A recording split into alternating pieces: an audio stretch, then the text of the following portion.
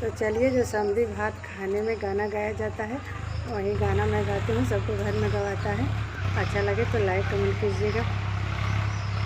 स्वागत तेरा आज समधी, स्वागत तेरा आज, स्वागत तेरा आज समधी, स्वागत तेरा आज।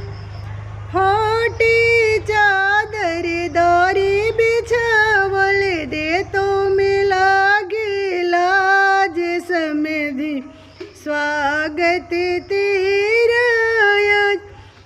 हम गिरहस्त खेती के आशा, हम गिरहस्त खेती के आशा, उपजन होला अनाज समधी, स्वागत तेरा।